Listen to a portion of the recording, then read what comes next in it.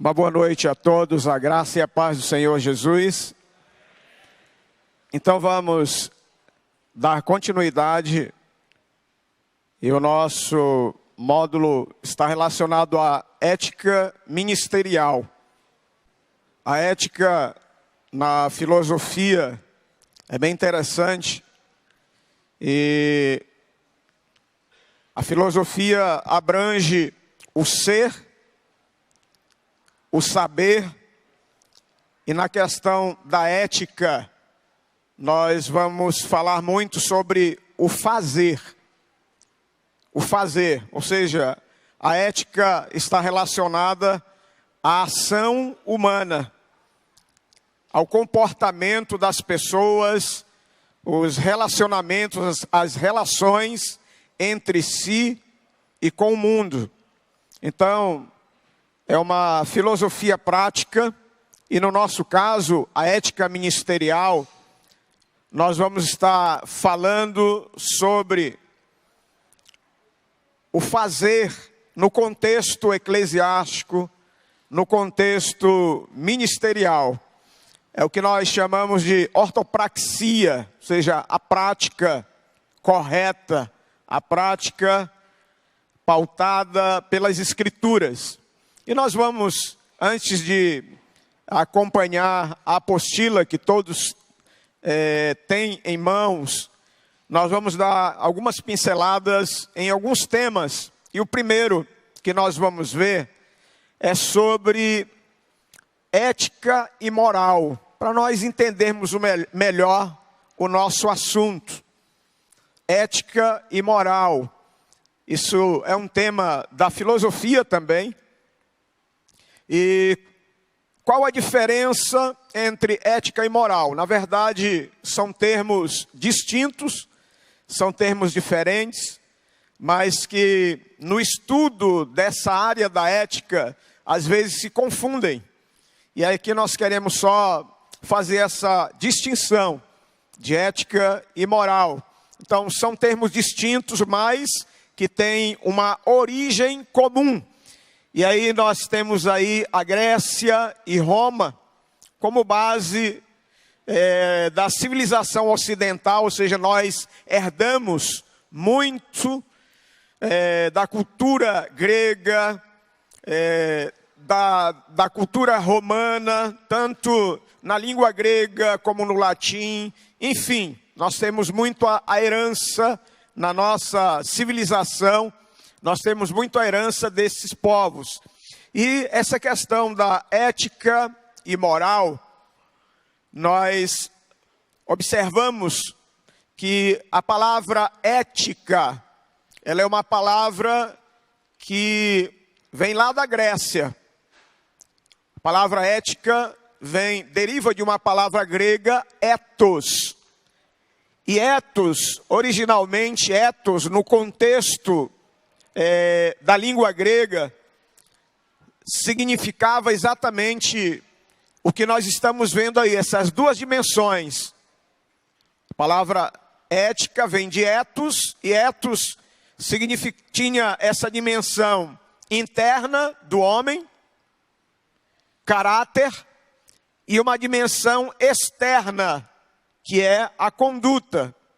E aí nós vemos no contexto histórico que os gregos, aliás, os romanos dominam os gregos, e quando há essa dominação, eles fazem uma tradução da palavra ethos, da palavra grega, para o latim. E aí, quando é feita essa tradução, ethos é traduzido para mos, M-O-S, mos, que significa conduta. Então, nessa tradução, a palavra perde a metade do seu significado. Ou seja, ethos significava caráter e também conduta. Quando ela é traduzida para o latim, agora significa apenas conduta. Por isso, nós hoje podemos afirmar que a ética ela está relacionada a uma disciplina teórica. Já a moral, a conduta, a prática. Então hoje, ética é o estudo da moral enquanto fenômeno social. E aí podemos perceber essa diferença. Ética é uma reflexão filosófica e moral já tem caráter prático. Ética é a teoria e moral é a prática. Ética é uma ciência, como geografia, história, é uma ciência. E moral já é a prática, está relacionada à prática. Como ética é uma ciência, ela é universal, ela é permanente. Já moral é temporária e é cultural.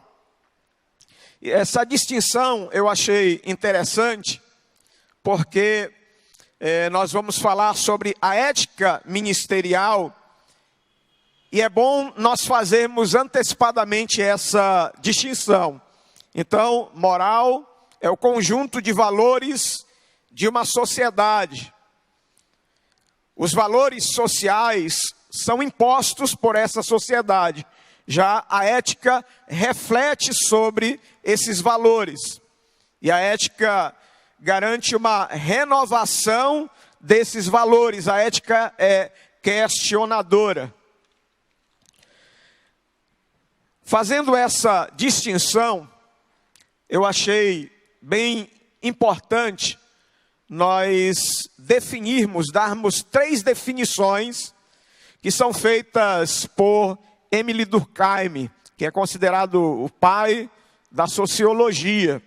As 3 distinções que é importante para o nosso contexto, como Gilead, anomia, heteronomia e autonomia.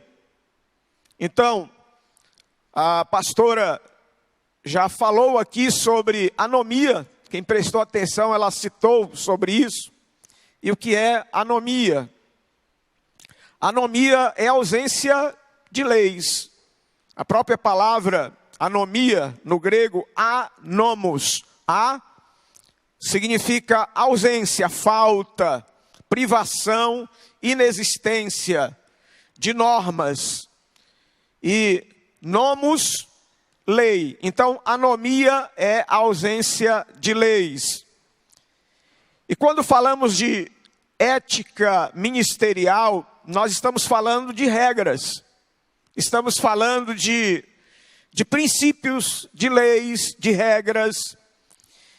E a anomia é exatamente a ausência ou a inexistência dessas regras. Então, nós, como convenção, nós temos princípios, nós temos regras, nós temos um estatuto da convenção. As igrejas têm um estatuto, têm regimento interno e seguem essas regras. Então, para nós é importante nós percebermos essas regras, vivermos essas regras. Por quê? São regras que nós estabelecemos. Estabelecemos quando nos organizamos, estabelecemos como coletividade. Então, o Émile Durkheim, ele fala sobre isso, sobre a importância das regras na sociedade. E ele diz que as regras formam uma consciência coletiva.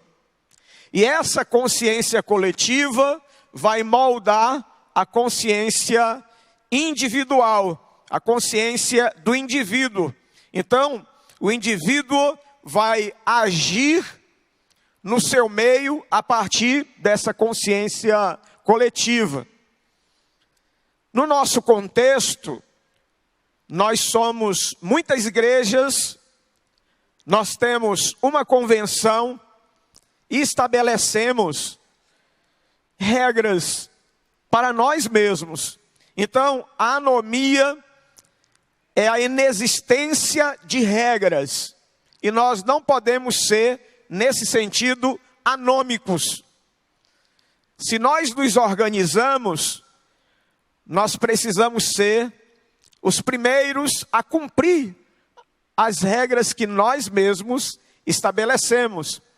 Um outro termo importante é a autonomia. Se anomia é ausência de leis, de regras, e é importante que na vida do ser humano, isso pode também estar relacionado a fases. Existe uma fase da nossa vida, existiu, que nós éramos totalmente anômicos. Quando éramos bebês, quando éramos crianças, não existiam regras. Mas nós precisamos caminhar para essa autonomia. O que é autonomia? É a capacidade de governar-se pelos próprios meios. Então, autonomia, do grego autos, mais nomos, ou seja, auto significa de si mesmo, eu mesmo. E nomos quer dizer lei, normas. Então, Lalande diz assim, que autonomia é a condição de uma pessoa ou uma coletividade cultural que determina ele mesmo a lei a qual se submete.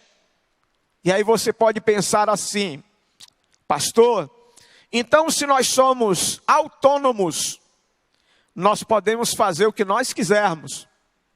Nós podemos agir da maneira que nós quisermos, porque nós temos autonomia. Mas a autonomia, ela vai derivar da heteronomia. Ou seja, o processo de ser livre, de tomar decisões, ele se dá através do conhecimento também das leis. É o processo de ser livre, mas que conhece as leis da sociedade. Viver livre, mas de acordo com as leis, com as regras estabelecidas. Um exemplo, nós temos uma convenção, CIMING, nós temos um estatuto desta convenção, e nos reunimos, os pastores, presbíteros, se reúnem em assembleias. E nós dizemos que a assembleia é soberana, é autônoma.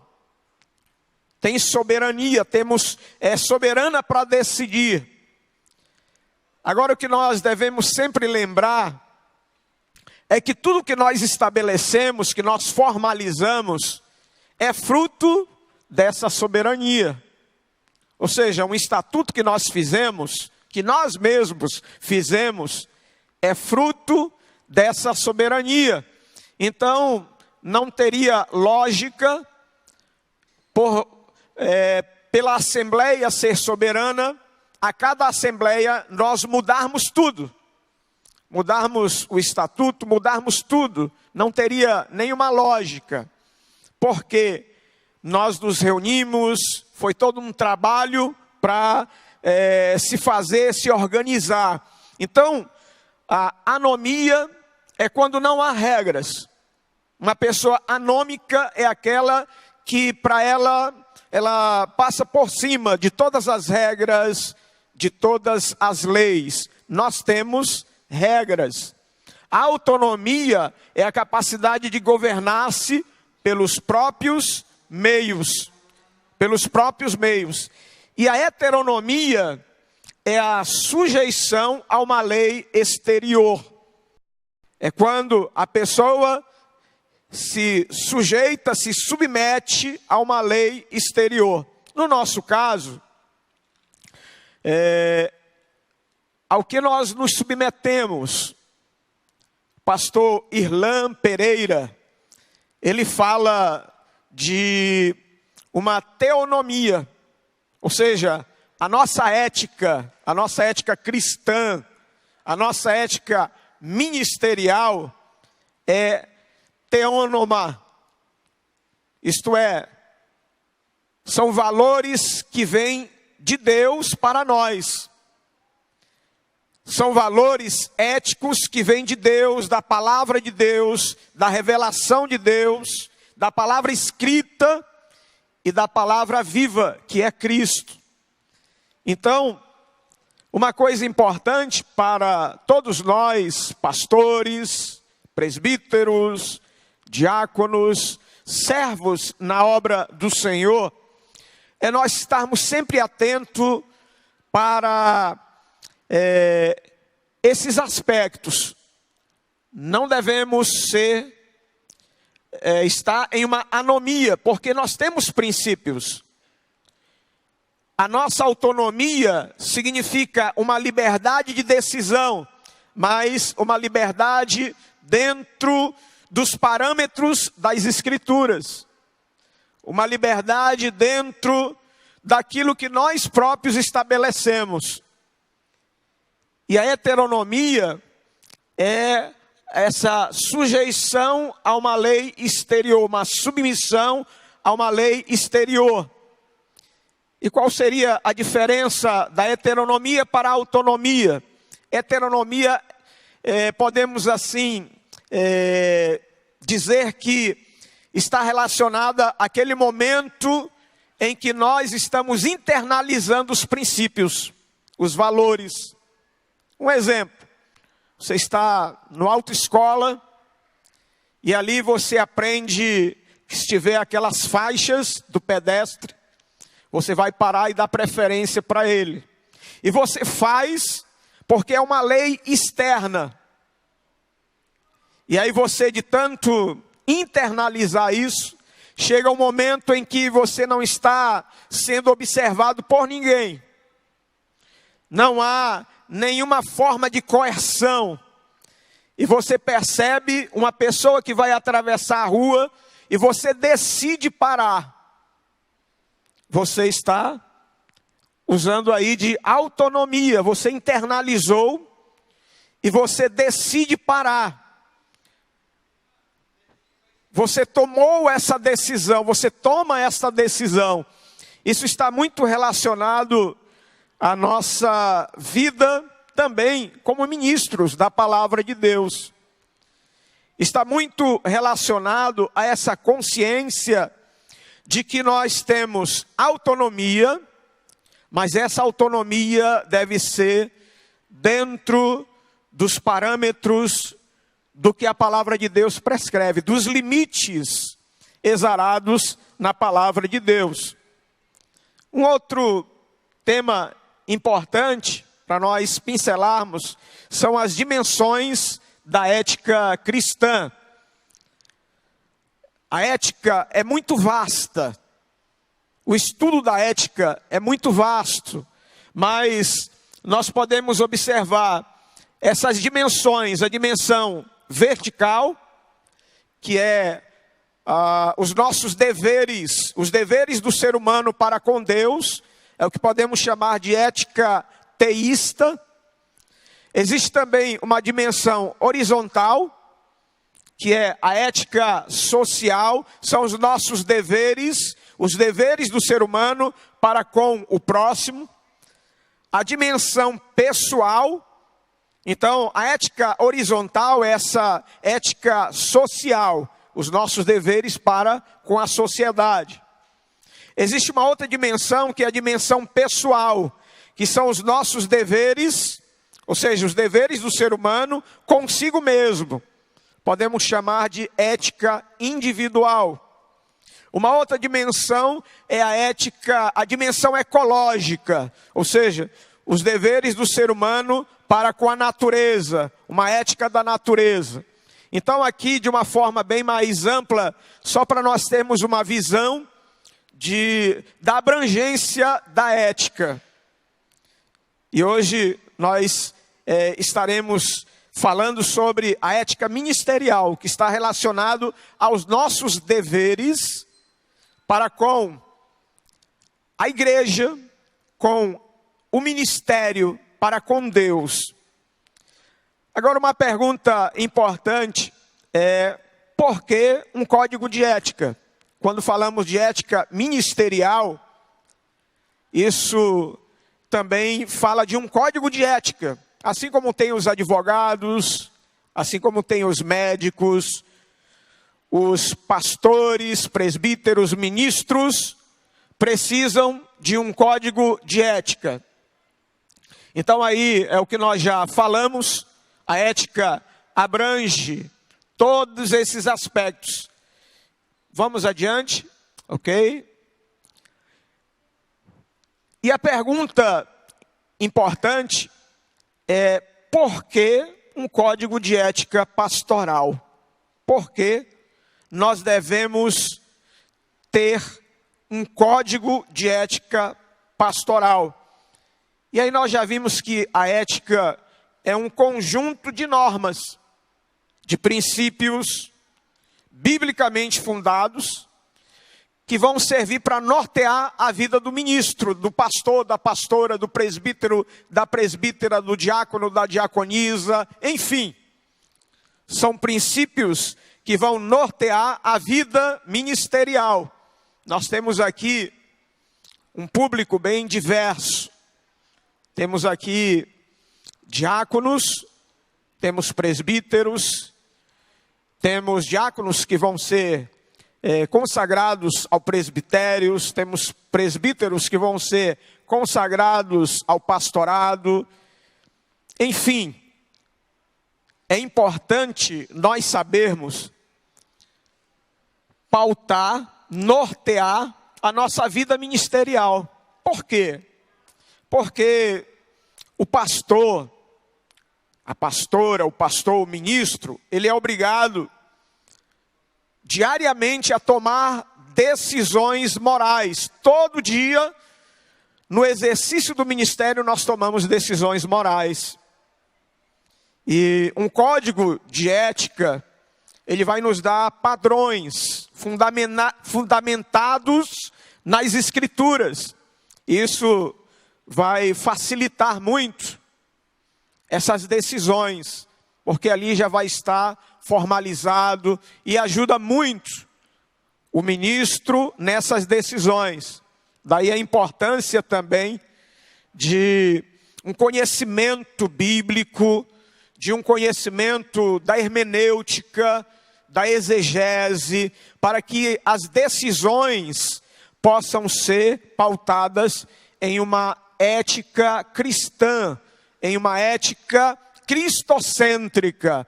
As decisões possam ter parâmetros bíblicos. E você está aí com uma apostila, acompanhe essa apostila, por gentileza.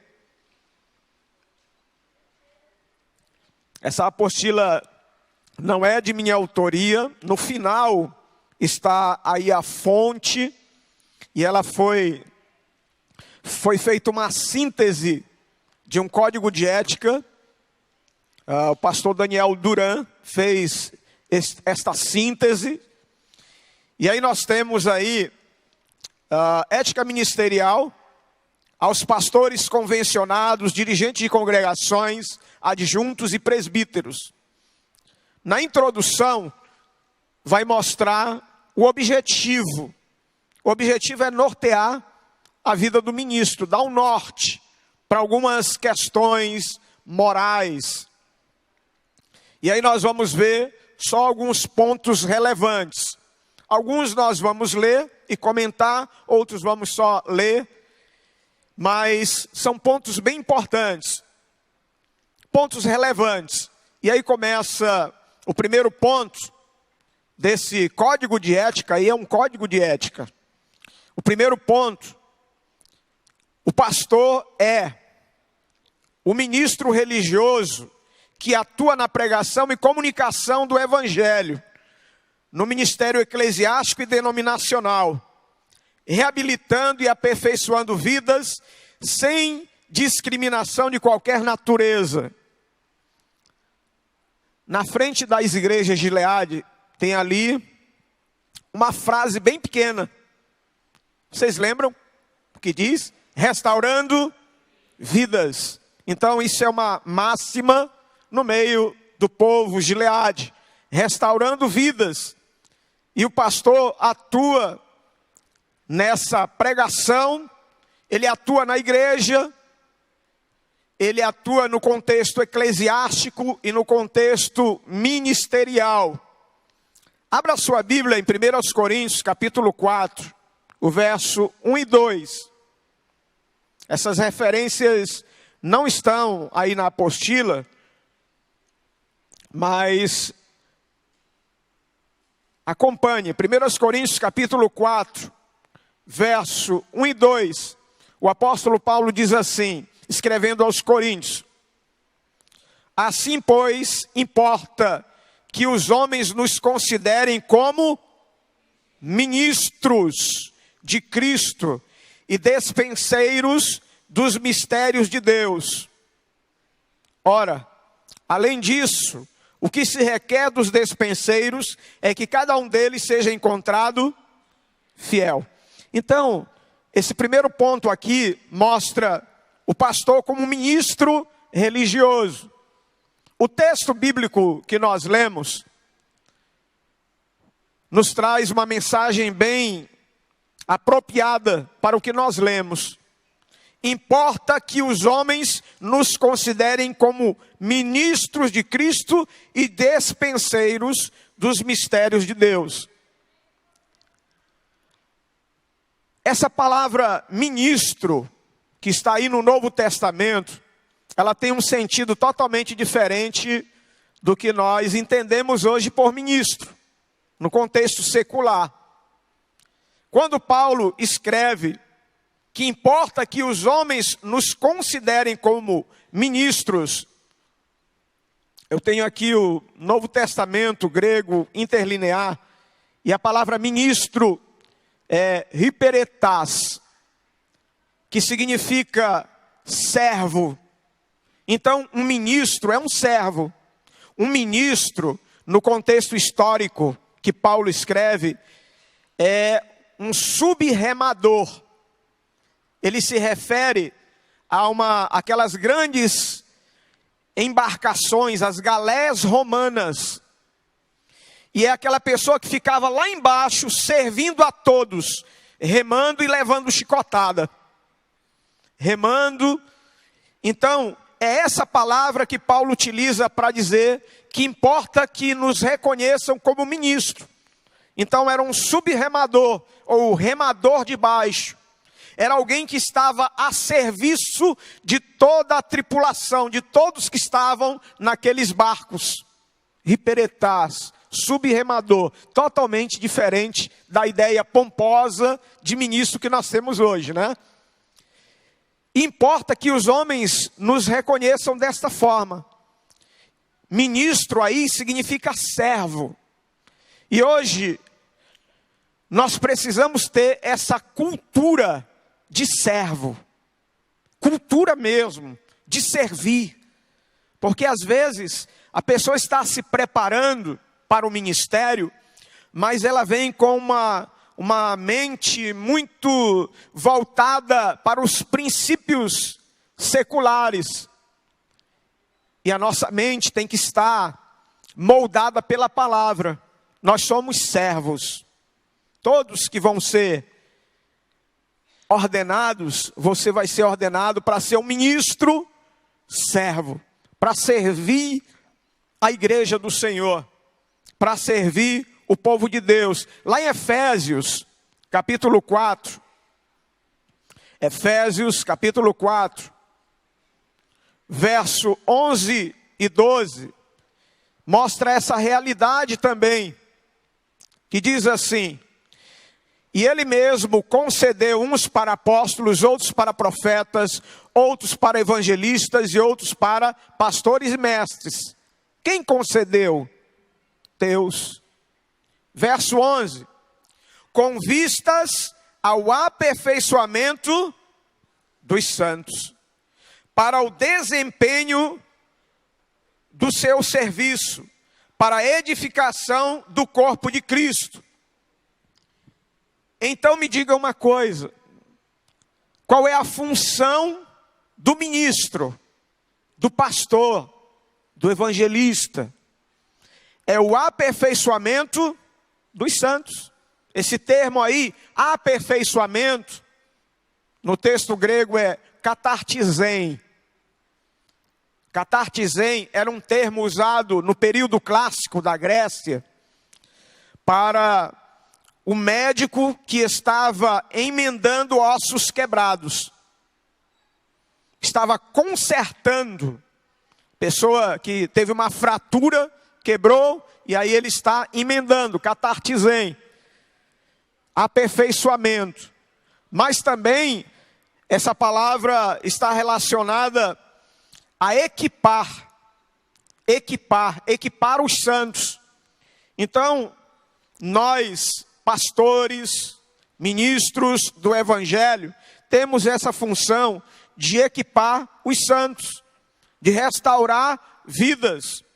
No segundo item, diz assim: o pastor deve aprimorar sempre seus conhecimentos e usar no exercício do seu ministério o melhor do progresso técnico-científico nas pesquisas bíblicas e teológicas.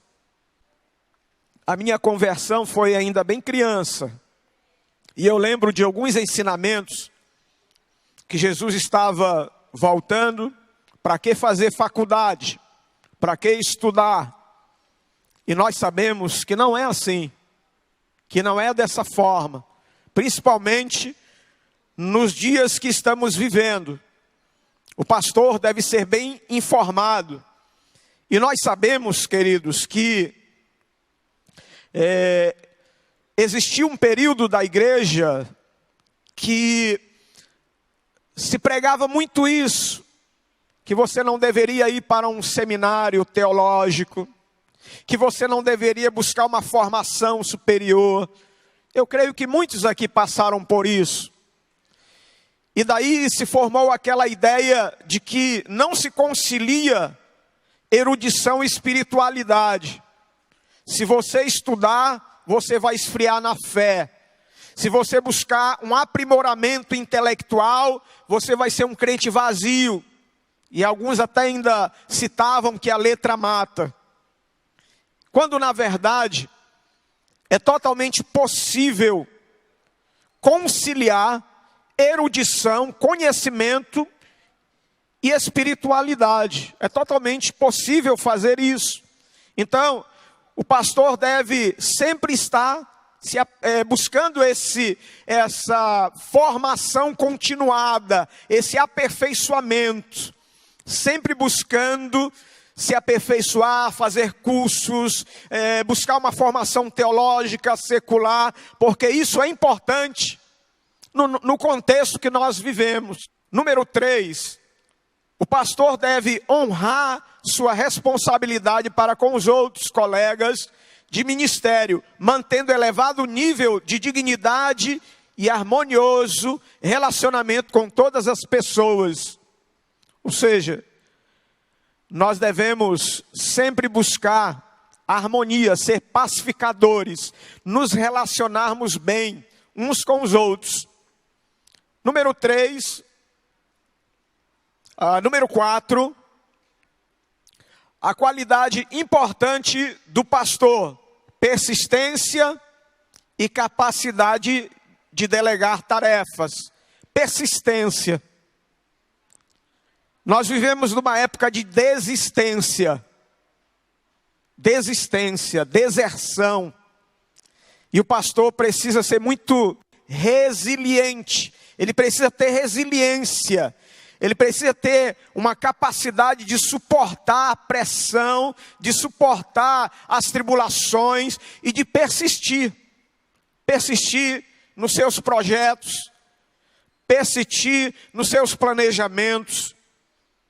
Porque hoje é muito fácil desistir. Lá em Tiago, abra sua Bíblia em Tiago, capítulo 1, nós podemos falar de persistência como perseverança. Tiago, capítulo 1, e o verso 4. Aí fala sobre a perseverança. Pastores,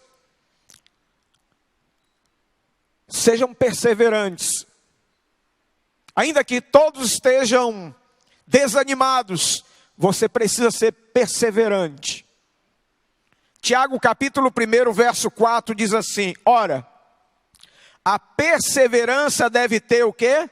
A ação completa, para que sejais perfeitos e íntegros, em nada deficientes. O que nós podemos aprender aqui como pastores? Que nós precisamos ser perseverantes. Que a perseverança necessita de tempo. Que nós não devemos apressar a perseverança. Que há um tempo determinado para tudo. As tribulações vêm, as palavras para desanimar virão, mas você precisa perseverar. O texto de Tiago diz que a perseverança deve ter ação completa. Imagine uma larva em um casulo e precisa ter um tempo para haver uma maturação daquela larva, para que ela possa romper aquele casulo e sair dali como uma mariposa ou coisa parecida. Se você rasgar aquele casulo antes, isso não vai acontecer.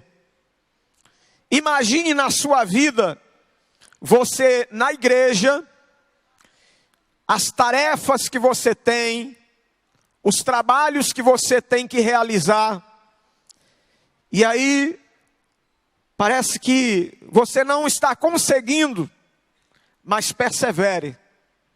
Persevere. Porque a perseverança, ela deve ter uma ação completa para que você seja perfeito e íntegro. É necessário um tempo para Deus trabalhar na sua vida, para Deus moldar a tua vida. E nós precisamos ser perseverantes, para que sejamos perfeitos e íntegros. E aí você pode dizer, mas pastor, nós não somos perfeitos. Só que aqui, perfeito, é no sentido de maturidade. Precisamos ser perfeitos no sentido de maturidade. Íntegro, inteiro. Se nós perseverarmos, nós vamos crescer. E o ministro de Deus precisa ter essa característica, perseverança. Porque se ele não procurar essa perseverança em Deus, ele vai sempre estar desistindo. Um outro princípio que nós percebemos aqui, número 5, exercer o seu ministério religioso sem ser discriminado e também sem discriminar, é claro, sem ser discriminado por questões de cor, raça, ordem política, social, econômica ou de qualquer outra natureza. Isso aqui está bem claro. Número 6, apontar falha nos regulamentos e normas das instituições. Aqui o conselho é que quando você percebe algo errado, procure os órgãos competentes. No contexto eclesiástico, procure a pessoa responsável, procure a convenção, procure o conselho ministerial, porque apontar falhas é muito fácil, mas espera-se de cada um de nós uma contribuição, que nós não estejamos como espectadores, mas como participantes desse processo de crescimento. Ainda é importante, quando nós percebermos uma falha, nós discordarmos atacando no campo das ideias e não pessoas. Porque hoje nós vemos muito essa falha de se atacar pessoas. E nós devemos, na verdade, discordar de ideias. Isso aqui é importante no contexto da ética ministerial. Número 7, requerer a convenção, desagravo público, quando atingido no exercício do seu ministério ou vida pessoal por outro colega. Enfim, isso aqui é muito abrangente, mas no nosso contexto nós temos o conselho ministerial, que trata de questões disciplinares, de todas essas questões. Então, quando surgirem casos envolvendo outro colega, o ideal é que se procure o conselho ministerial. Isso quando não se tratar de questões pessoais, que devem ser resolvidas pessoalmente com o irmão. Número 8, abster-se da prática de atos que impliquem em mercantilismo religioso. Lá em 1 Pedro, capítulo 5, verso 1 a 3. Novo Testamento, 1 Pedro, capítulo 5, verso 1 a 3. Diz assim: rogo, pois, aos presbíteros que há entre vós, eu presbítero, como eles, e testemunha dos sofrimentos de Cristo, e ainda coparticipante da glória que há de ser revelada. Pastoreai o rebanho de Deus que há entre vós, não por constrangimento, mas espontaneamente, como Deus quer, nem por sorte da ganância, mas de boa vontade, nem como dominadores dos que vos foram confiados, antes tornando-vos modelo do rebanho. Então aqui nós vemos os parâmetros da palavra de Deus, em que o pastor, o ministro, deve evitar o mercantilismo religioso, o charlatanismo, ser um mercenário no exercício do ministério. Número 9, afastar-se do tratamento de situações que estão envolvidos parentes, a própria família, especialmente se aquela pessoa tiver um cargo ou função decisória. Aqui é uma questão de bom senso, de administrar com bom senso, de moderação. Número 10, não utilizar indevidamente o conhecimento obtido em aconselhamento ou prática ministerial. Eu não vou ler tudo, mas vamos resumir. O pastor lida com pessoas. Pastor, pastora, lida com pessoas.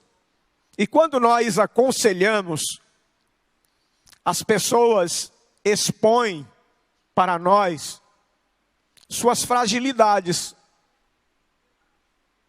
suas debilidades, suas fragilidades. Então,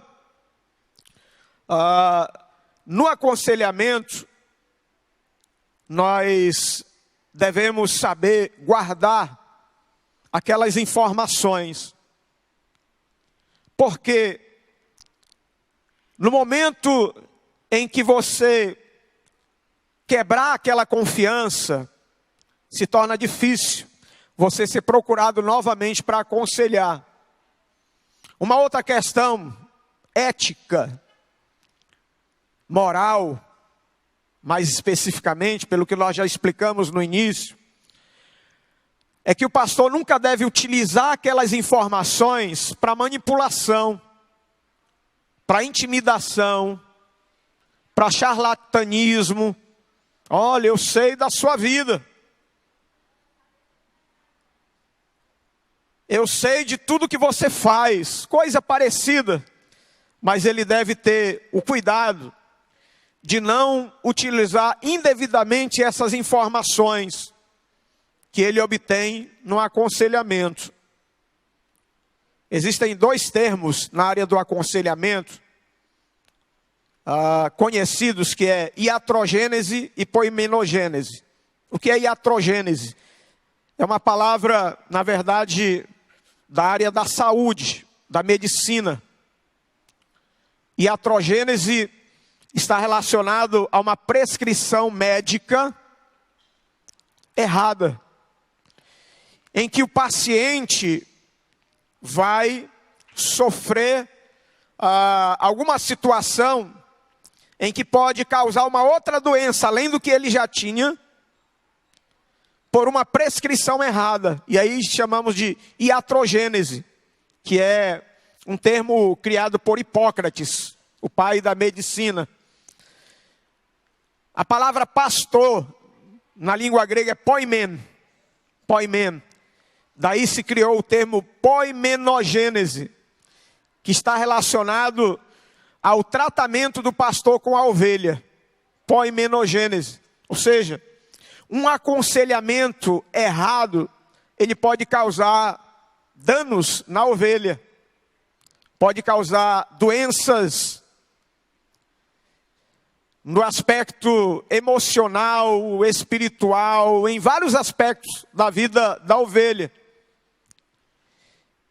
E o pastor, ele deve saber aconselhar, deve saber guardar aquelas informações e jamais pode manipular as informações que ele recebe. Manipular a vida das pessoas porque ele recebe aquelas informações. Então,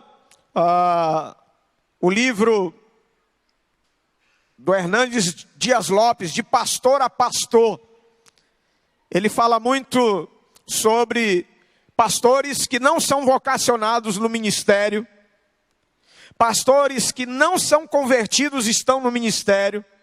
Isso é muito sério. Daí o cuidado que nós devemos ter ao recomendar alguém, para não fazer precipitadamente.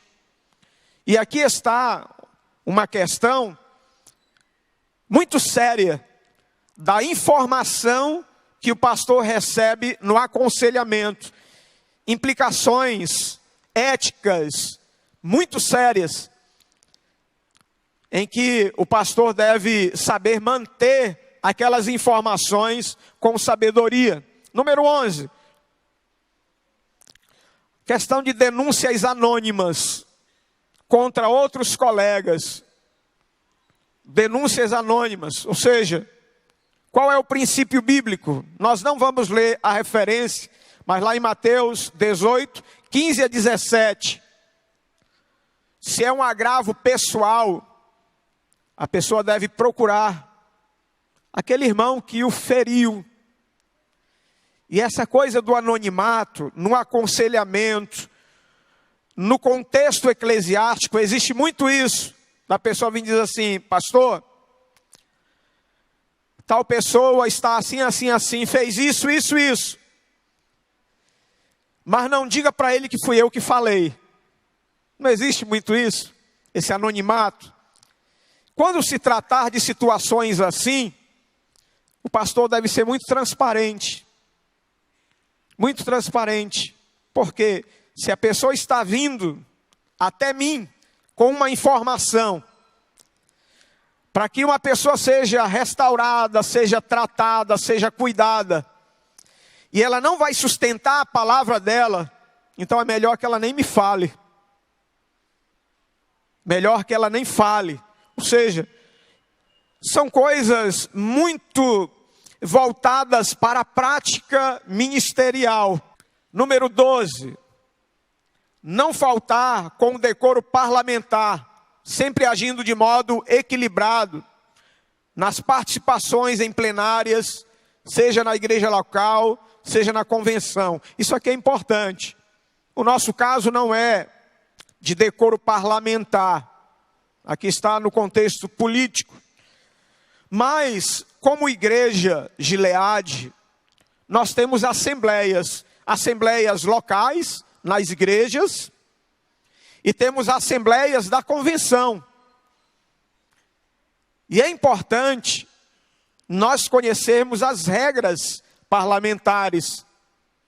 Assim como é importante também nós sabermos tratar os nossos pares com os parâmetros das Escrituras. Veja o que diz Romanos 12, 10.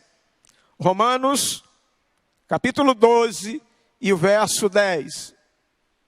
Diz assim: amai-vos cordialmente uns aos outros, com amor fraternal, preferindo-vos em honra uns aos outros. Essa cordialidade deve existir também nas nossas assembleias. Porque há cristão que quando ele está numa assembleia deliberativa, administrativa, parece que ele esquece que é cristão. E se reveste de uma ira tão grande, de uma postura tão ríspida, agressiva, com os próprios colegas, com os próprios pares, quando na verdade as Escrituras nos mostram que nós devemos amar um ao outro, devemos ser cordiais uns com os outros, buscando este amor fraternal. Isso aqui cabe também às nossas assembleias. É uma questão de ética ministerial nós fazermos isso. Número 13, não ser conivente com erros doutrinários e ministeriais. Mas veja lá em Gálatas, devido ao tempo nós não vamos ler todos os textos. Gálatas capítulo 6 e o verso 1. Ali nós temos parâmetros de como nós devemos corrigir um irmão que está em erro. O que diz o texto? Quando algum irmão for surpreendido em alguma falta, vós que sois espirituais, aí já pressupõe que você é espiritual. Corrigiu de que forma? Com espírito de brandura. Ainda diz o seguinte: olha, toma cuidado de você mesmo, para que você não caia.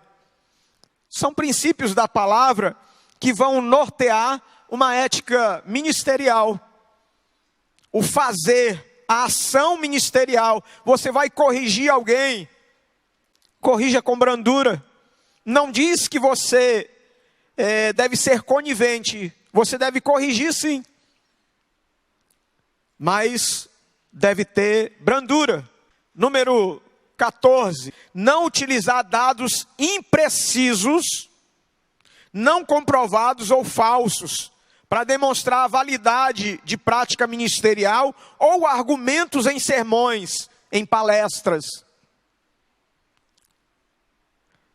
Queridos, o que tem por aí de pregações mentirosas, e você percebe a pessoa deslavadamente mentindo num argumento, numa informação, ou seja, no contexto da pregação, da homilética, da homilia.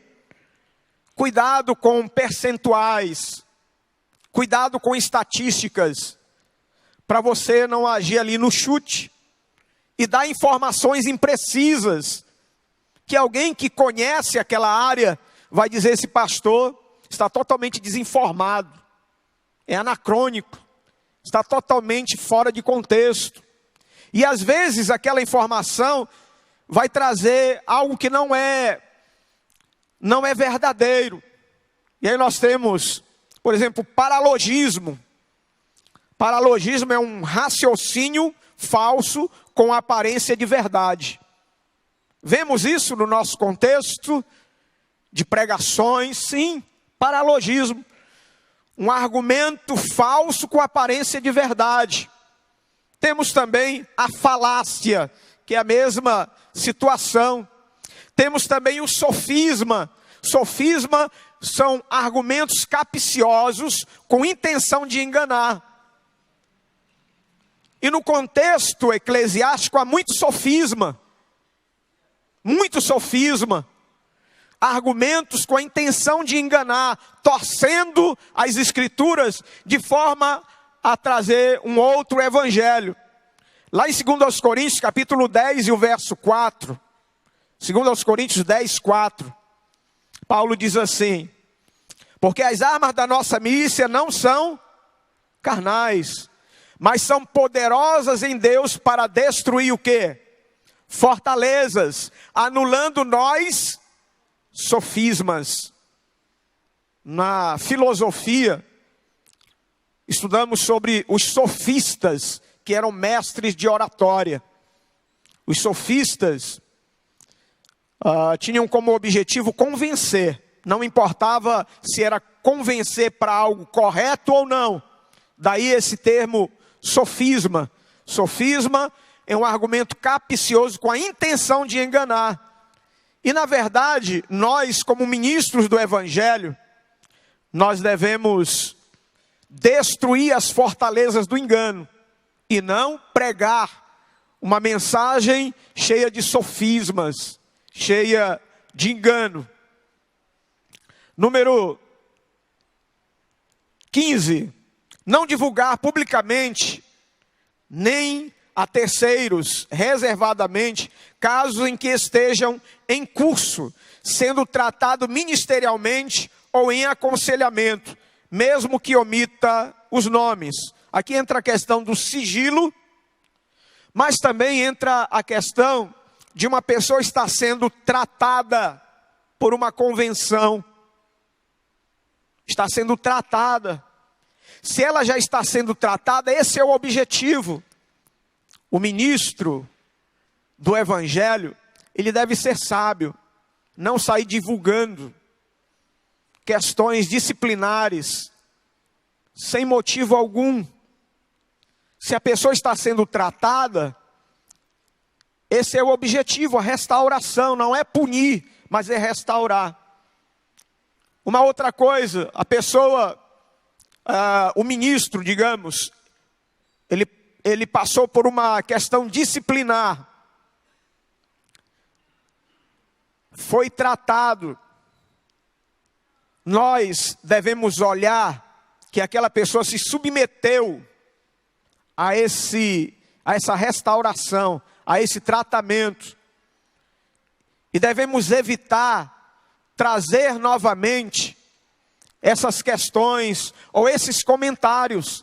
Isso é uma questão moral. Isso é uma questão que devemos observar na prática ministerial. Não sair divulgando essas questões. Número 16, não utilizar palavras chulas e torpes na pregação, em palestras e no trato público. Não é só na pregação, viu, irmãos? São nas redes sociais também. Às vezes, nós pastores recebemos de membros essas informações. Pastor, olha aqui como a pessoa está se comunicando nas redes sociais. Palavras chulas, palavrões até. Então, no contexto ministerial, na pregação, nós devemos, na pregação, numa palestra, nós devemos ter cuidado com a nossa linguagem. E não é só por uma questão de coerção, de alguém que vai criticar. Não é isso, queridos. Deve fazer parte da nossa essência. Veja o que diz Tito, capítulo 2, lá no Novo Testamento. Tito, capítulo 2, o verso 7 e 8. Diz assim: torna-te pessoalmente o quê? Padrão de boas obras. No ensino mostra integridade, reverência. Veja o verso 8, o que fala sobre a linguagem. Linguagem o quê? Sadia, linguagem sã.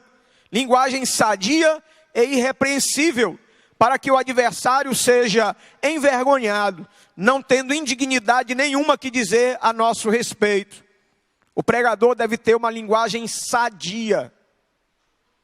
Linguagem sadia. Isso é importante na prática ministerial. Número 17. Evitar o quanto possa que membros da igreja local que pastoreia pratiquem atos reprovados pelas leis do país e pelos princípios éticos da Bíblia.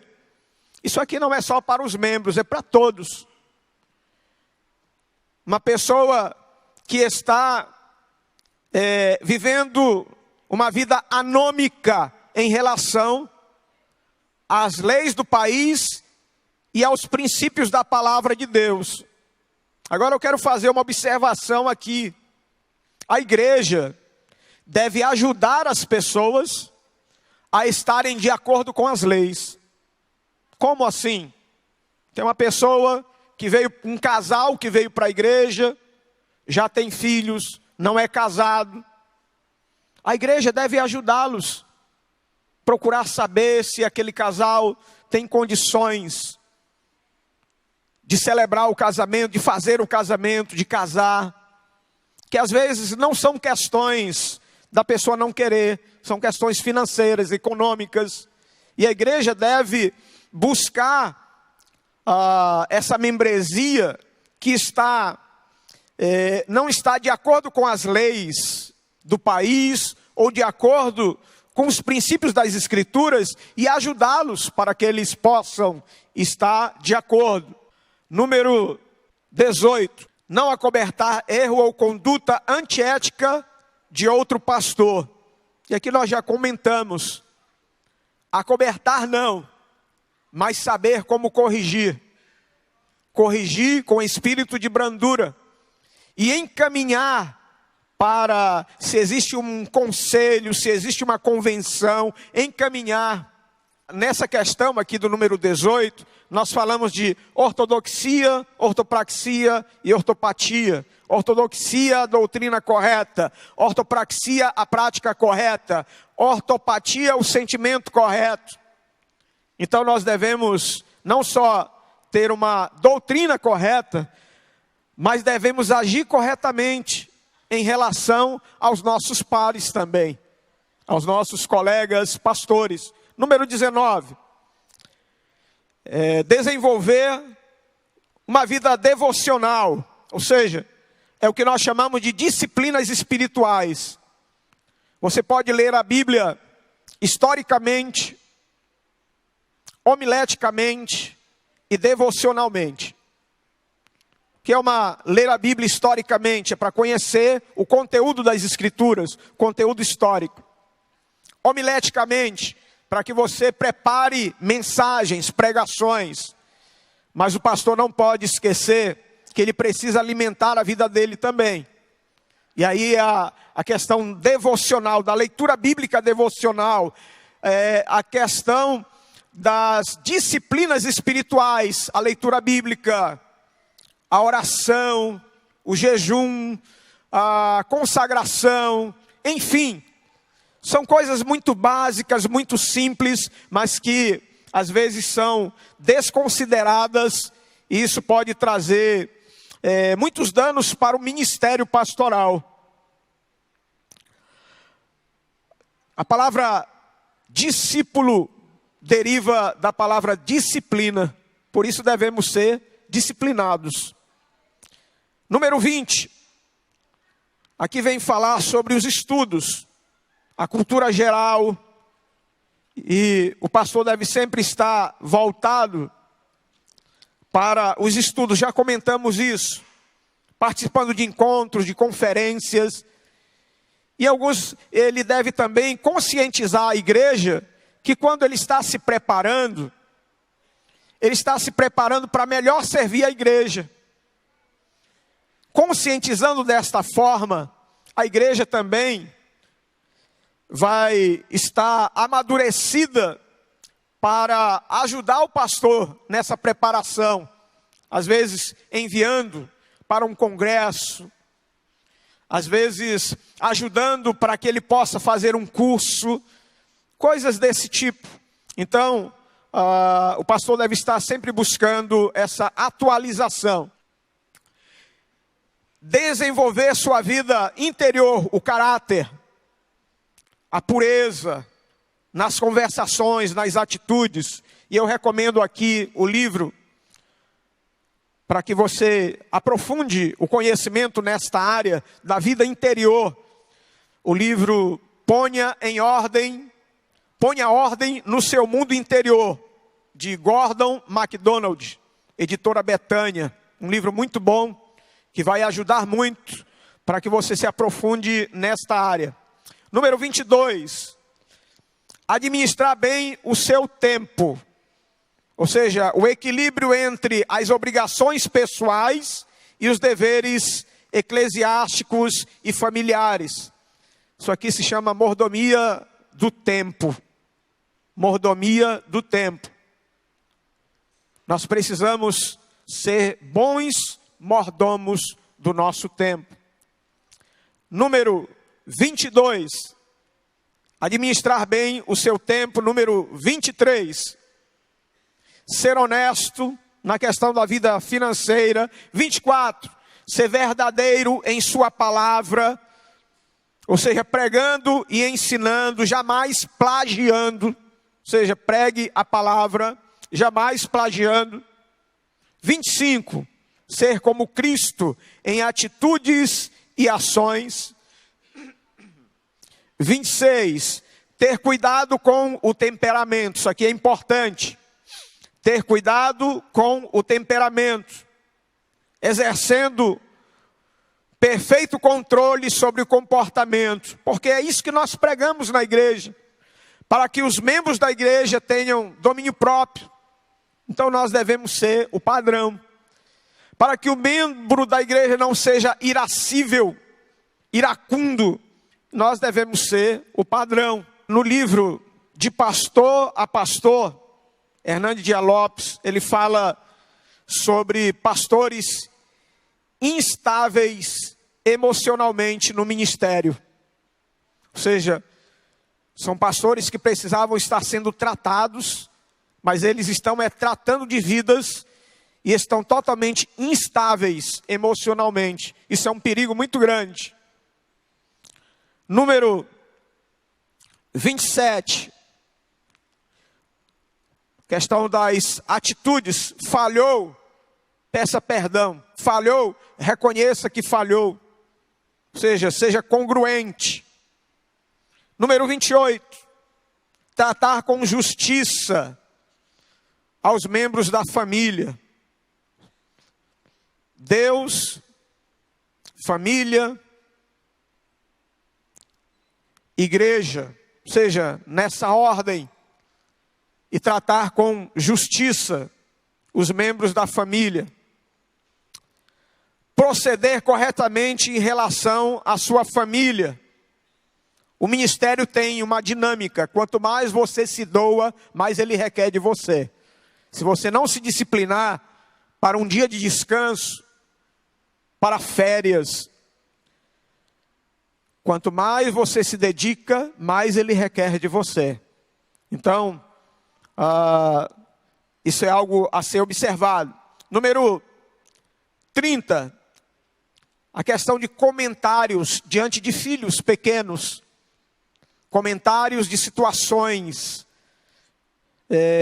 de aconselhamento, de situações complexas, de injustiças, para que os filhos não recebam aquela carga que eles não estão preparados para receber. E às vezes até se revoltam, não querendo mais saber da igreja. Número 31. Reconhecer a ação de seu cônjuge junto à família. Vou resumir. É esposa do pastor, então tem que ser líder das senhoras. Não. É esposa do pastor, então tem que assumir isso aqui, porque é esposa do pastor. Tem que dar estudo bíblico, tem que fazer isso e isso. Ela pode fazer isso sim, se os dons que ela tem estão relacionados àquela obra. Mas não exatamente porque a esposa do pastor tem que ser isso, isso e isso. Não. E às vezes a esposa é sobrecarregada com tarefas incompatíveis com os dons que ela tem.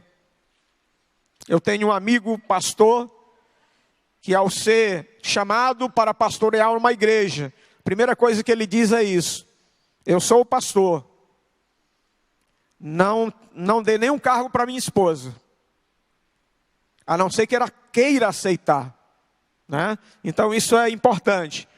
Já vamos encerrar, mas número 32, quando sustentado pela igreja local, dedique-se à prática do ministério. Pastor de tempo integral. Tem duas situações, aquele que tem tempo integral e o que não tem. Tempo integral é mantido pela igreja. Aí vem a questão do bom senso. Se a igreja está mantendo aquele pastor de uma forma digna, é uma coisa. Mas se o que aquele pastor está recebendo não dá condições do mínimo, é claro que ele vai procurar um trabalho além do que ele recebe ali. É só uma questão de bom senso. Aqui mostra o seguinte, que quando o pastor de tempo integral não aceitar qualquer outro trabalho remunerado sem o expresso consentimento da igreja local. E aqui é a questão do bom senso. Porque existe o chamado multiministério. Multiministério em que a pessoa exerce uma outra função além do pastorado. E, pastor, mas qual é o certo? É tempo integral ou não? Não existe essa questão do certo. Eu sempre digo assim que existe tempo integral e existe dedicação integral. O pastor pode não estar integralmente no ministério, como trabalho, e ter outras funções, mas ele pode ter dedicação integral, mesmo não tendo tempo integral. Ser imparcial no trabalho pastoral, principalmente nesse contexto de partidarismo dentro da igreja e fora da igreja. Enfim, temos aqui muito a falar e pouco tempo. E já vamos encerrar porque há uma avaliação que vai ser feita. Eu aconselho que todos leiam esse código de ética.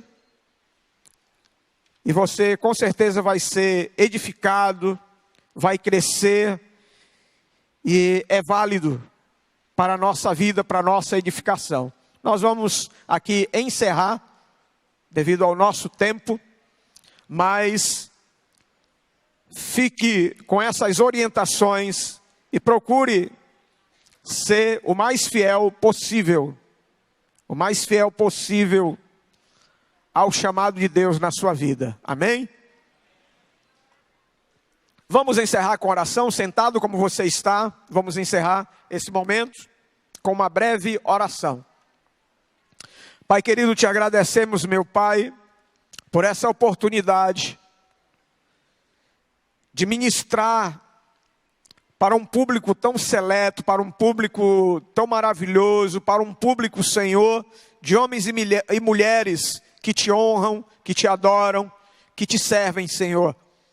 Pai querido, nós oramos para que cada um dos teus filhos, em especial aqueles que serão consagrados ao ministério, ao presbitério, ao pastorado, para que cada um deles, Pai, possa se apresentar diante de Ti, Senhor, com um coração de servo. Te agradecemos, Pai, no nome santo de Jesus. Amém e amém. Deus abençoe a todos.